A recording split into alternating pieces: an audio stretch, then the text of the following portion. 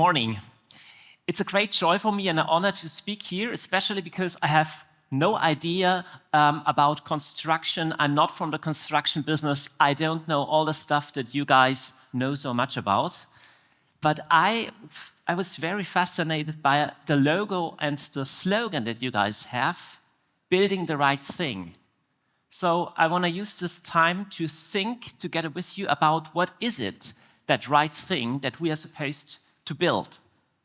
So for me as a European, it's always fascinating to travel to Asia, because even as a young kid, I fell in love with Asia. And this is for one particular reason, because here in Asia, you have one particular animal that I fell in love with. Can we all agree that the panda bear is the cutest animal on earth? Can we agree on that? Panda? Okay. Well, I realize the panda bear lives in China, doesn't live in Kuala Lumpur. But then I found out, actually, there are panda bears in Kuala Lumpur. Did you know that actually here in Sunigara, there are not just panda bears, but Sunigara was even called one of the best caretakers of panda bears in the world.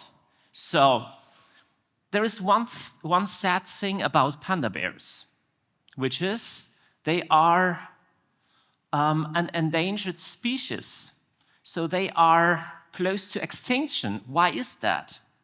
This is because there is a certain cultural habitat, an environment the panda needs to survive. And if this bamboo forest goes extinct, the panda bear goes extinct. Why do I speak about panda bears? Well, the environmental movement, the ecological movement over the last decades has made it clear that we have to protect nature, right? This is very important. But they have forgotten one specific thing. The panda bear needs bamboo and water, and the ecological movement has taught us to try to live carbon neutral, to protect drinking water, to protect fresh air. But as humans, we are a little bit different from panda bears. As humans, we need more than physical survival alone. Well, imagine a world that is completely safe environmentally. So we have fresh water, you have clean air, unpolluted water, but you feel isolated and lonely, you feel hopeless and meaningless. We need more than physical survival alone. So, my main thesis in my talk will be that we need an ecological movement for the human heart. So, humans need more than physical survival alone. Just imagine the climate, the atmosphere, for example, in a company, in an organization, where there is a high level of distrust. Nobody talks with each other. You don't feel well. Your staff members will not feel well. Think about a family where there is constant aggression. What I'm talking about now is culture. Us, as human beings, we don't only inhabit a natural environment, but we inhabit a culture. And a culture determines whether or not humans will thrive in it. The culture in your organization will determine whether or not staff members will thrive in it. The culture in a family, the culture in a nation determines whether or not humans are able to flourish. And a culture can be changed. A culture can be shaped. You as leaders, you're not only responsible for goals and achievements, you are also responsible for the culture in your company. You're responsible for the culture in your family, maybe in your neighborhood. And you might have heard the saying, strategy is important, but culture eats strategy for breakfast. So if you have a bad culture, even the best strategy cannot win. So I believe just as nature has natural resources like fresh water, like fresh air, the human heart has resources. Like imagine a certain soil is needed for a certain plant to grow, or a certain habitat is needed for a panda bear to thrive. There are certain elements the human heart needs in order to thrive. So, if you study the panda bear, you know what the panda bear needs in order to thrive. How can we study the human heart? It's not so easy. What I did is I travel a lot and I studied different mythologies in different cultures and world religions that speak about the origin of humans. So I don't care if you take any of those stories literally or not. I was studying them from a symbolical point of view, asking what do they tell us about what humans are supposed to be like. So I stumbled across one very interesting thing. This is a Baroque picture of a Roman legend. So the old Romans, they had a legend that in former times, the humans, they would live in the golden age. They lived in a beautiful garden, they had enough to eat, and they were doing the right thing freely. Interestingly, the Persians had the same idea of a garden where human beings came from. You have a similar mythology in Iceland.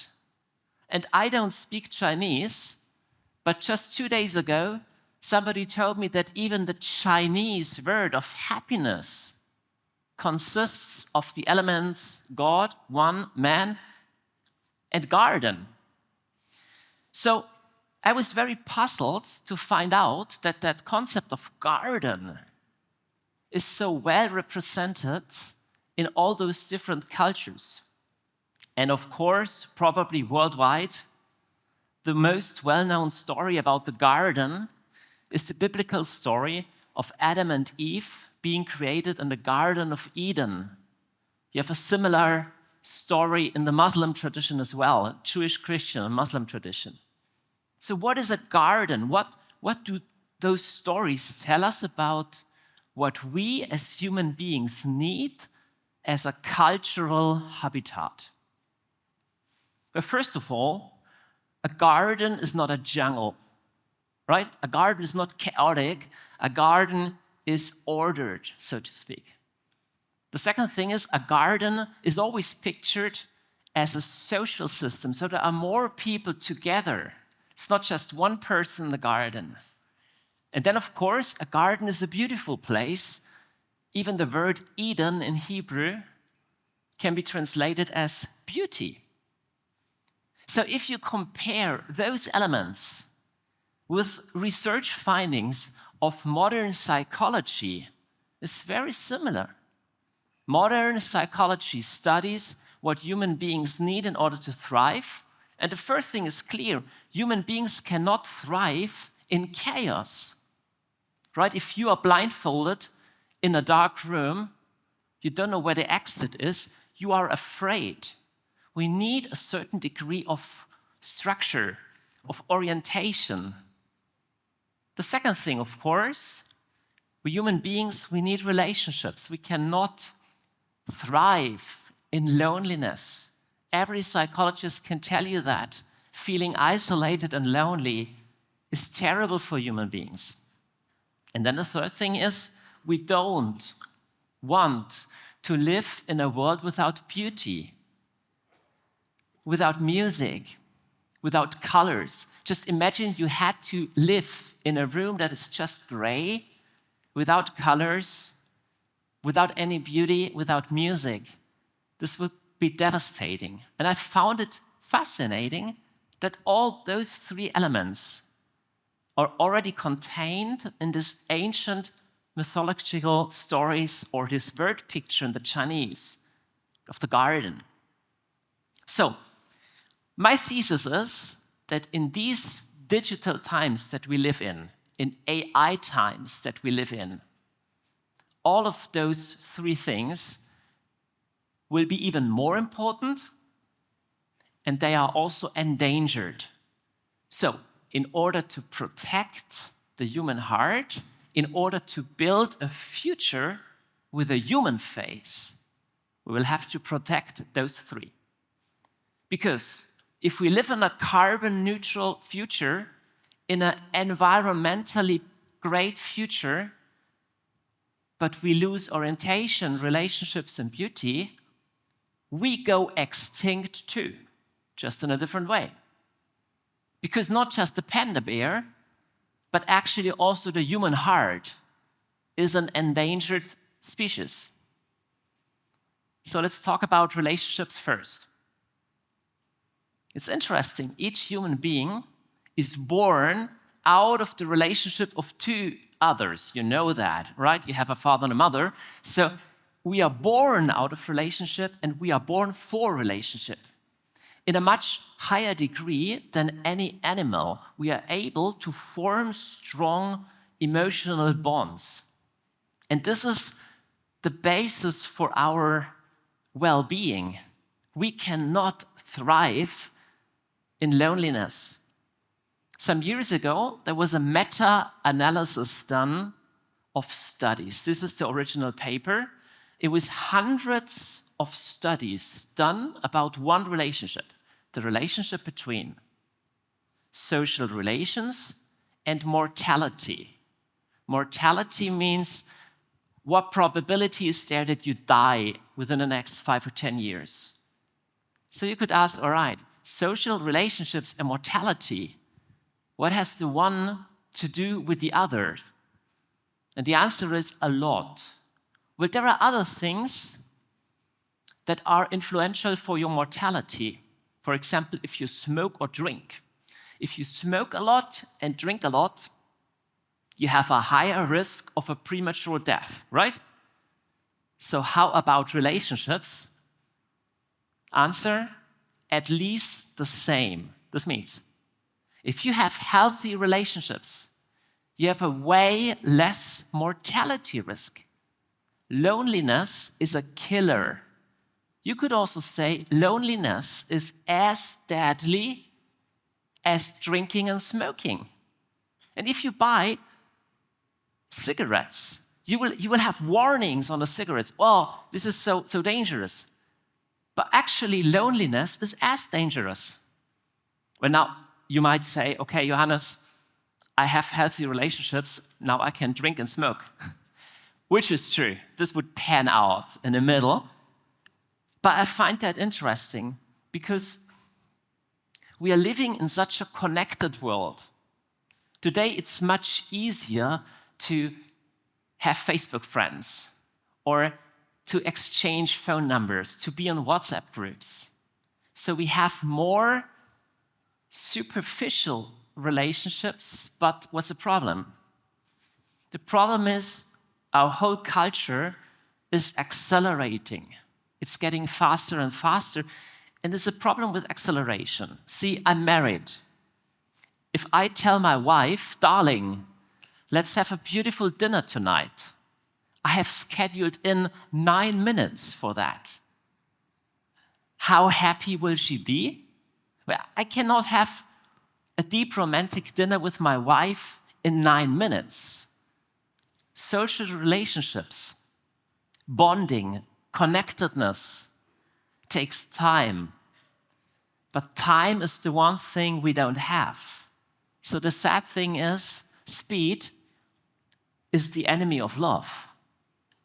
So the faster we go, the more difficult it is to build strong relationships.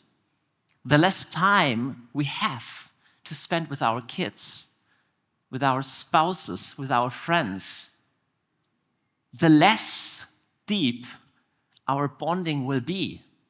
That's a problem. So what can we do about it?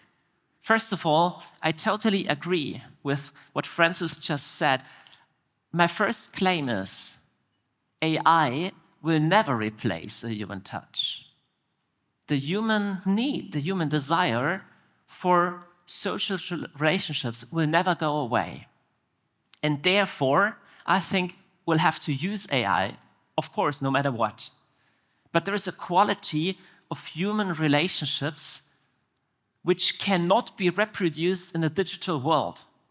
We saw that during COVID lockdowns, we had the Zoom meetings, we had the team meetings online, which is great. But there is something lacking in the digital alone. We need the human touch. And I do believe that healthy social relationships will be the secret power of the future. Because this will be never replaced by AI.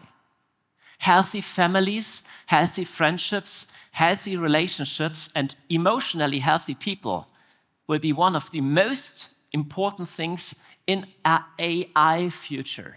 So we have to take care for our families, for our healthy relationships. This is my first claim out of 43 claims.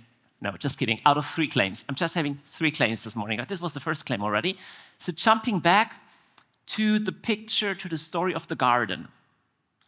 The first one was relationships. The second thing, the garden is well structured, right?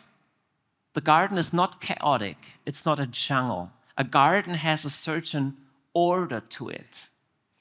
As human beings, we need orientation. But the problem is, in our times, there is more and more information, but not necessarily more orientation. Because information is getting faster and faster and more. If you're a medical doctor, you are unable to read all the medical papers written in one single day within 1 year. It's like around 20,000 medical papers published, 25,000 every single day. Nobody is able to keep pace with that. So AI and digitalization gives us more and more information, but we have less and less time to analyze it. And we are also living in the age of pictures like that, or pictures like that. And this is all fake, of course. And it's very sad, but not even the panda bear is safe from the AI revolution. So basically, in the future, nobody can tell if any of those pictures is true or totally fake. Did the Pope really wear this cool jacket? No, he didn't. And no, Kamala Harris, she's not pregnant. This is not. And the panda bear is not Napoleon. So a former AI specialist at Google said in a TED Talk, we are approaching the end of truth. The end of truth is coming? I don't believe so.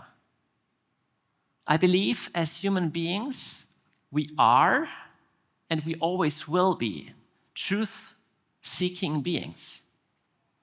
But in an age of the speed of algorithms, it will be very difficult to tell the truth from nonsense. Because what AI does and what algorithms do has nothing to do with truth. It is only probability. So what Francis just said, the large language models, they can predict the probability of me using a word, but the algorithm doesn't care for truth. So algorithms can be very useful, but also algorithms are nonsense machines. AI can produce complete nonsense. AI cannot answer the truth question. Only humans can. But this changes our view on humanity, because AI will be faster in collecting data and even comparing and analyzing data. But this still can lead to totally nonsense conclusions. So I believe there's a difference between the collecting of the data and the ability to use it for the good. And to use data in a real-life setting for the good is called wisdom. And I believe we are approaching a new age of wisdom. I believe wisdom will be or is more important than information. Because only wisdom tells you what to do with that information. Again, if AI is faster in collecting data, in future, we don't need human brains who are even faster than AI collecting data, because this will never happen. We need humans who are able to make wise decisions, and this is something totally different. We are truth-seeking beings. We are spiritual, religious beings. We are wisdom-seeking beings. So the garden also has to do with finding a life orientation, a prioritization, your values, your spirituality. This will be very important in the future. Have you noticed there are no ads on this channel? This is the only one. There's one reason for that. This channel is funded by donations only. If you want to help us to continue with this work, you find everything about supporting us below in the description. Now enjoy the rest of the video. Third and last topic, and here I'm approaching a little bit dangerous terrain here, because you guys, you build houses. And I want to speak about the third element of the garden, which is beauty. I find it so interesting that those ancient mythologies picture the origin of humanity in a beautiful garden, right? Not in a factory, not in a gas station, not in a highway, but in a beautiful garden. And ever since humans have existed, we have created beautiful things. Even the earliest paintings that we find, the earliest pieces of art, 40,000 years ago, humans have created beautiful things. Think about all the beautiful architecture that we've produced. We've already produced beautiful things. Just a few decades ago, we've stopped with it, sometimes I believe. Some years ago, in Germany, there was a newspaper, and the headline was, "We have the top 10 ranking of the ugliest German universities." The 10 ugliest universities. I'm going to show you number 2 now, okay? Number 1 I cannot show you, otherwise you'll be so depressed. So here comes number 2 of the top 10 of Germany's ugliest university. Ta-da! So, honestly, whenever I am depressed and of low self-esteem, I think about this architect. And I said, okay, this architect was bold enough to present this thing. Now you say, Johannes, come on. This is a functional building. Doesn't need to be beautiful, right? Okay. Let's have a look at universities in Europe. They were built in the 1400s. Let's just Google the top 10 of the ugliest, or whatever, top 10 universities in the 1400s. And you would find pictures like this. Find pictures like this. I mean, back then, it was not cheaper to build. It was much more expensive. It was much more difficult to build. So, how did we come from here to there? I do believe that we have taken a wrong road here. I mean, just think about an architect. Really, sorry, I don't want to offend anybody, but think about an architect who says, let's build a beautiful house where families can thrive, where human beings are supposed to live. Let's build this house. There's something wrong here. And you might say, well, Johannes, you're a philosopher. This is so abstract. No, it's not just philosophy. Again, there are studies. There's less crime committed in beautiful neighborhoods. Human beings feel better emotionally in neighborhoods where you have more green. Beauty is important, and I'm so glad that even in the first speech we heard about it. Why is beauty so important? Because beauty reminds us that life is more than just work and fun. First of all, work. Efficiency is very important. But life is not all about efficiency. You can be super effective, super efficient, but if you lose beauty, you lose the humane part of it. And even fun can be totally irrelevant, just eating or playing, whatever. But we as humans, we have the deep sensation that we are made for more than that.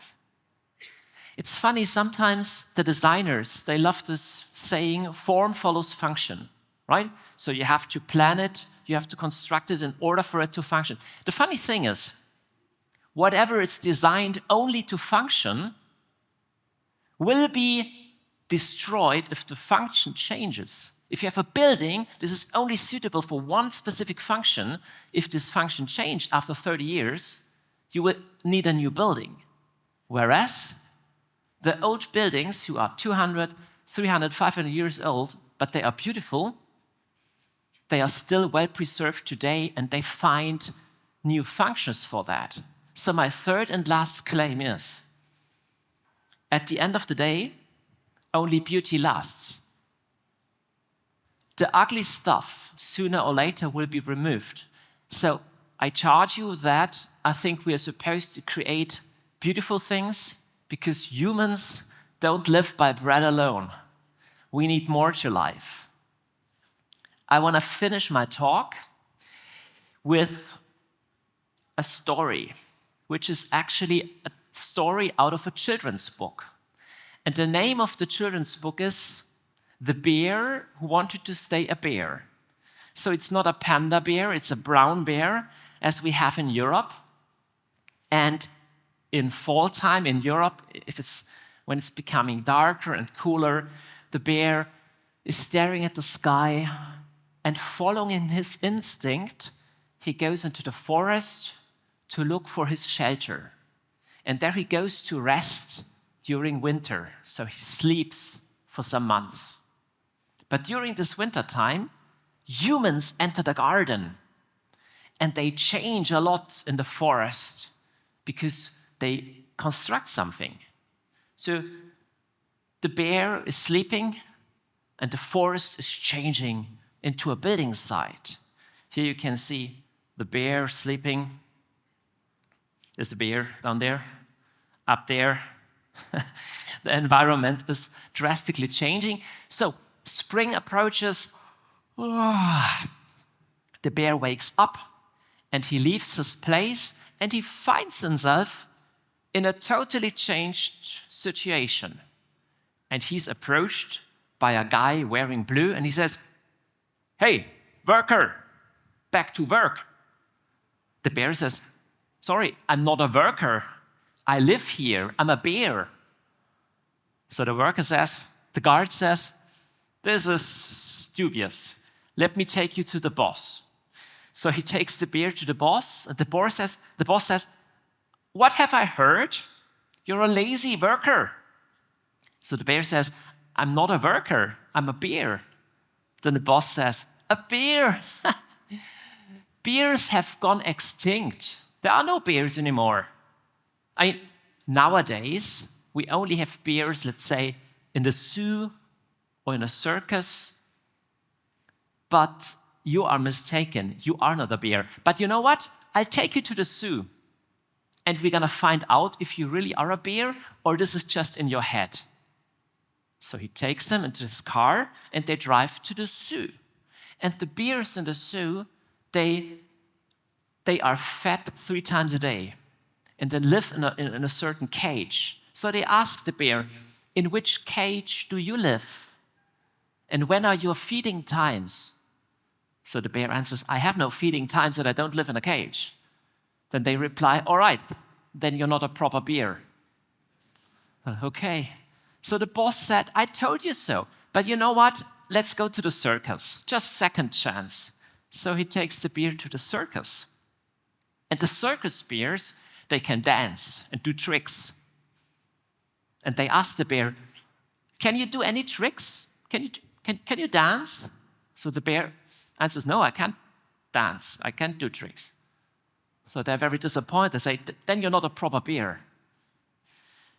So the bear doesn't know anything anymore. So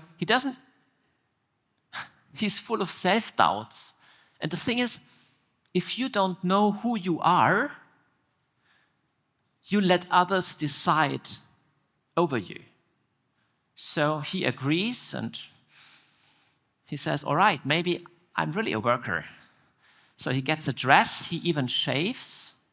And here you see the bear on his first working day. Because he believes that probably I'm not a bear. Probably they are right. And from this day on, his working place looks like this.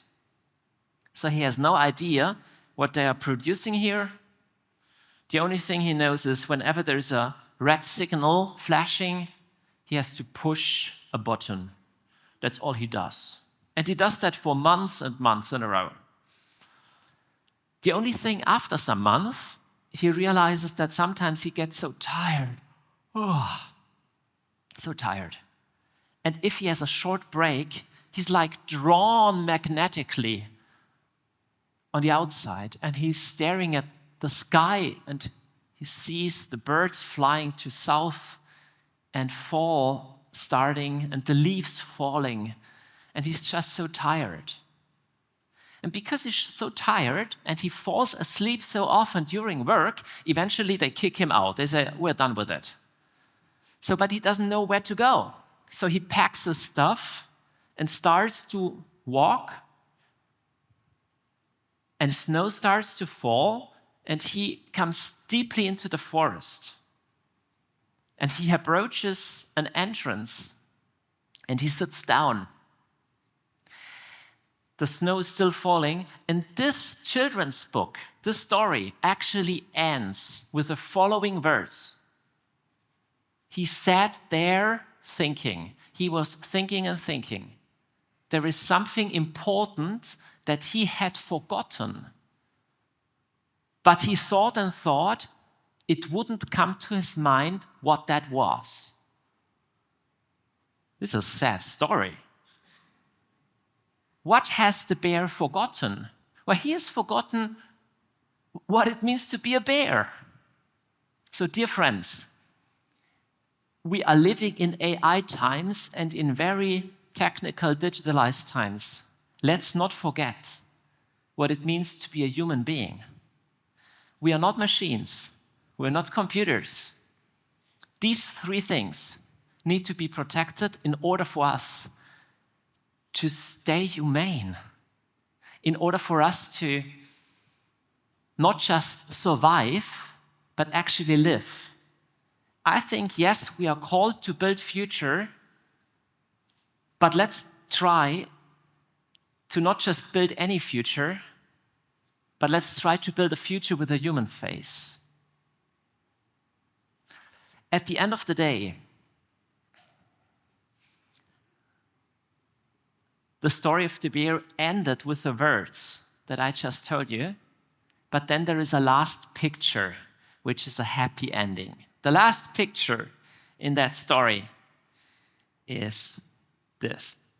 So if you have a close look, you can see that eventually the bear found his way back. But he had to leave something. He had to leave some of those clothings which weren't his anyways, so he was able to come home. Friends, the question if there is a home for us is another question. This is a religious question. I do believe there is this home, and I do believe only if we believe in this home, only then can we really fully understand what it means to be human. But this was a happy ending for the bear. I'm not here to give answers, but I'm here to spread this view, this look of desire that reminds us we are called to more than just survival, and meaning, beauty, and connectedness point us towards that. I love your logo. I love that motto. Building the right thing, not just anything. But if you're going to build a future with a human face, and we don't lose hope that there actually is a home for us human beings, then, and only then, we will build the right thing. Thank you.